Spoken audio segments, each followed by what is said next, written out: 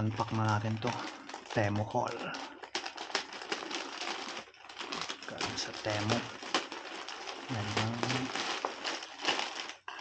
mga galing sa Temu, no? Depende na lang kung sa pag-orderan nyo. Ako, hindi pa naman ako na-scam. Hintayin pa ba natin? Hindi pa naman. Sawa ng Diyos. So ano to? This is the Nano Pump 5 na pang pump ng airbed. Ito, Nano Pump. Check natin para makikita nyo naman itong mga itong gamit sa mga camping. Ang patimbang, ang galing. Ito, yung mga ano nya, mga attachments nya. Diba? Ito siya. Yan. Nano Pump. Pang pump ng lukas. Gabi na guys. Kaya testing na lang natin tomorrow.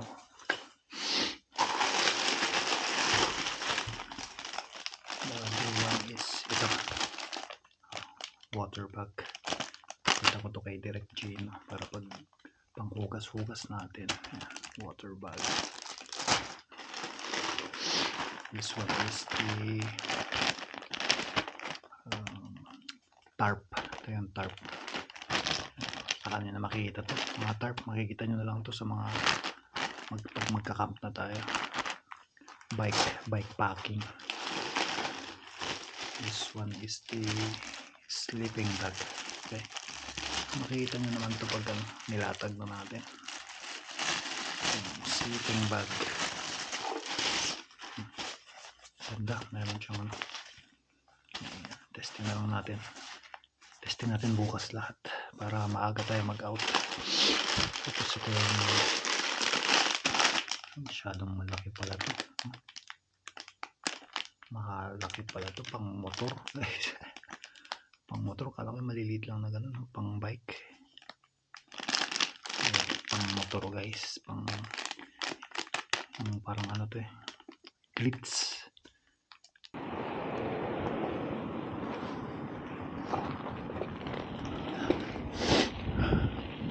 Ang lamig guys.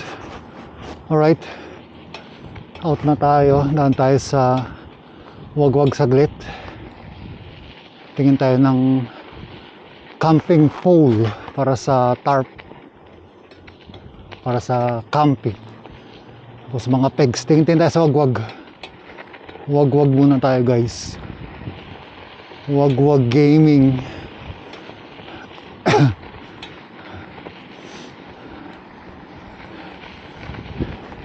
Meron naman sa Temu, kaso matagal-tagal pa. Tingnan natin, canvas lang. Wagwag.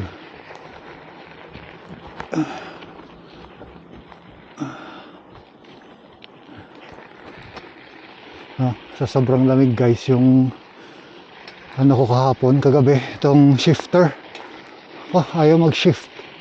Sobrang ginaw. Doon yung wagwagan. Kanan tayo doon.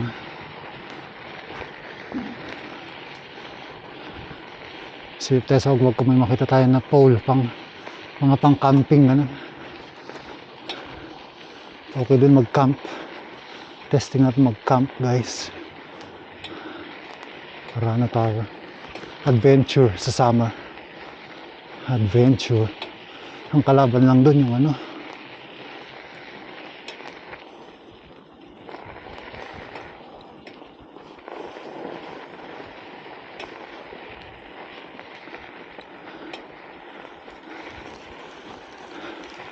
ang kalaban lang sa camp is mga insect,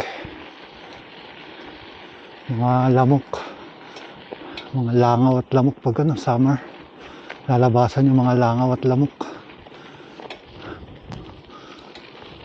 Pero kaya yan. Gusto natin yan mag-camp.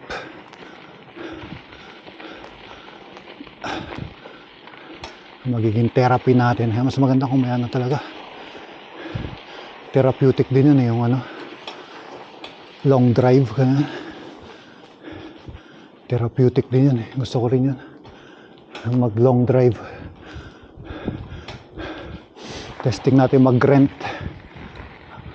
Ay, sarado yata siya, nice.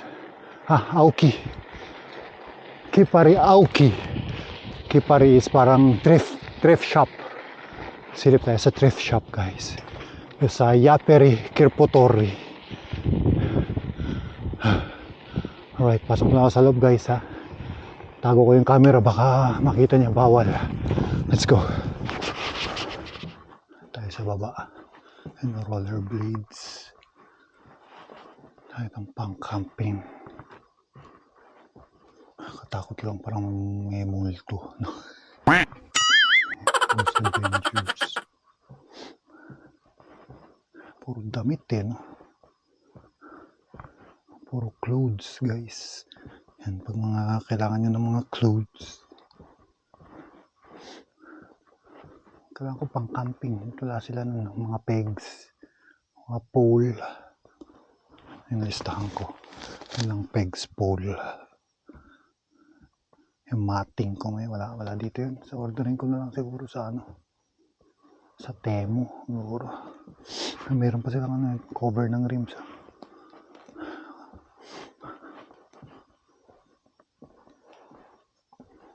Ito, mga skates. Ang dami dun kaso hindi ko mapasok yun.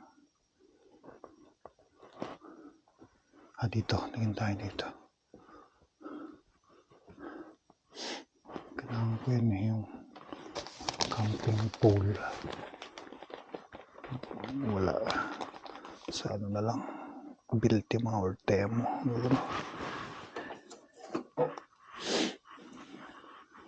Camping pole. Yeah. Ganda rin to. 10 euros lang. Lagyan ng gamit, sapatos, no.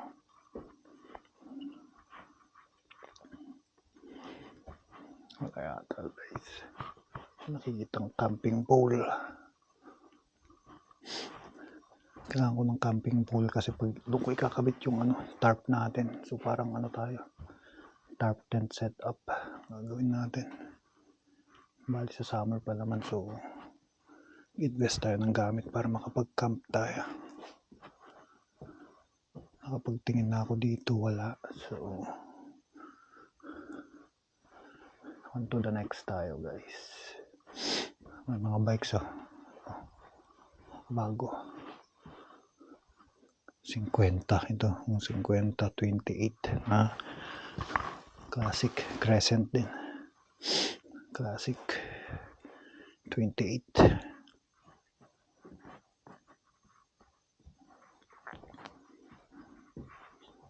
Mga classic na bike, palengke bikes. Maganda ito, single na sofa, no.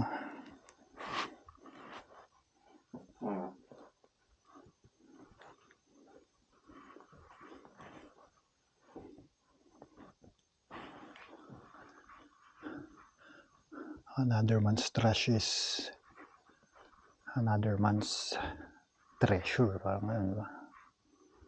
One man's trash is another man's treasure. So yung mga tinatapon nila magagamit pa ng mga next, yung thrift shop.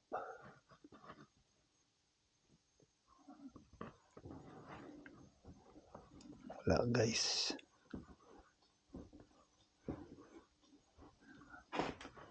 Kasa natin ito is Temu para sure. Temu tayo. Temusta. Right? Let's go.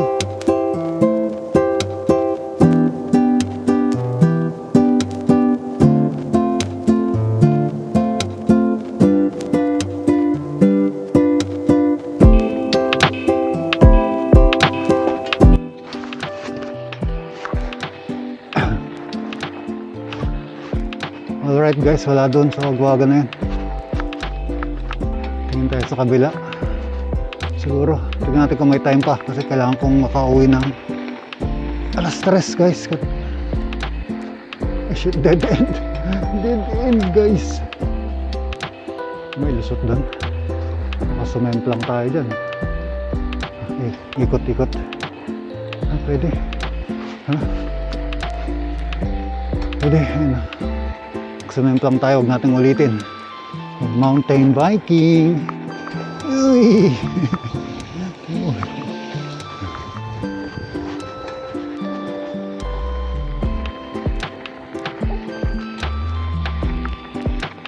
Bili pa ako ng manok kasi.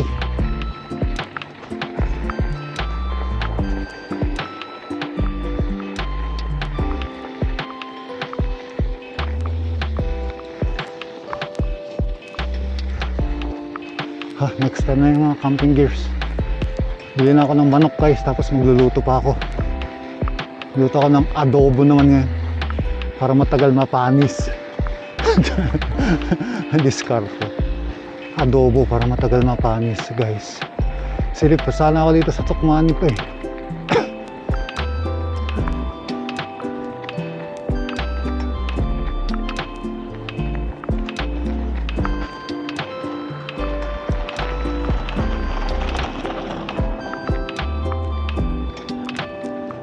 Silip sana ako sa Tukmani sa kana. Tapos silip din sana ako dito sa itong Kripotori, sarado yata.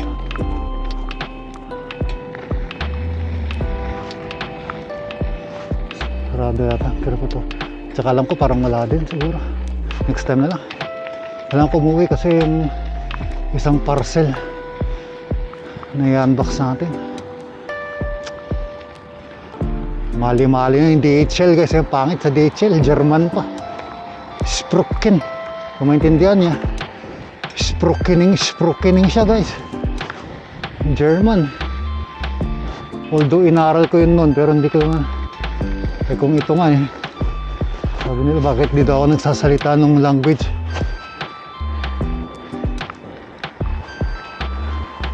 Yung language dito eh. Bakit dito ako sasalita ng language dito? Hindi nyo rin maintindihan. Ako rin, hindi ko nga maintindihan yung lahat eh.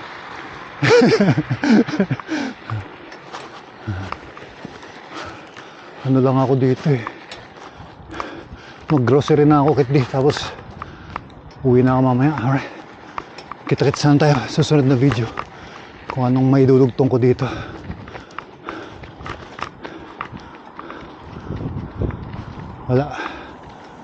Walang mga pegs. Saan na tayo? Next vlog guys. Okay. Nada. Ayun guys, ito yung na-order natin sa Temu. Itong parang anti-skid na parang clits ng gulong. Kakabit natin dito kay anong pangalan nito? Kay white. Yan. White na blue. Kabit natin ito. Kasi ito sumasayad yung old. Na-order natin sa Temu. Ito naman, kakabit natin. Pakita ko na lang yung finished product para hindi mahaba yung video natin. Alright. Ano lang to, zip tie. Tapos puputulin natin pagdating ng hindi na natin kailangan. Pero ito, testing natin para magamit-gamit natin siya pag mag-bike tayo. Let's go. Yan, ito yung old eh. Oh. Kasi sumasayad siya. Masyadong mataba. Kaya palit natin to. Testing natin to. Yan. Ganyan lang siya eh. Tapos pasok natin dito ng ganyan. Ziplock. Para at least may grip. Tapos sigpitan natin. Masyadong maano yata yung gulong kasi natin. Guys. Pero testing natin. Wala namang mawala kung subukan mo, di ba? Masyadong yung gulong, guys. Even naman sagad niya, maluwang. Medyo maluwang siya. Maluwang, guys. Pang siya dun sa 26 siguro. At saka dun sa dun kay Fido. Pero dito maluwang siya, guys. Hindi na siya. Yun lang yung pinakasagad niya. Putulin natin, testing natin kung gagana. Let's go. Guys, maluwang siya. Hindi siya fit. Manipis ka dito. 700 by 45C lang ito. Bombayin na lang natin. Ganyan na lang muna pag talagang madulas na yung daan. Ito pa rin gagawin. Pero pansamantagal yun na lang muna si palengke bike.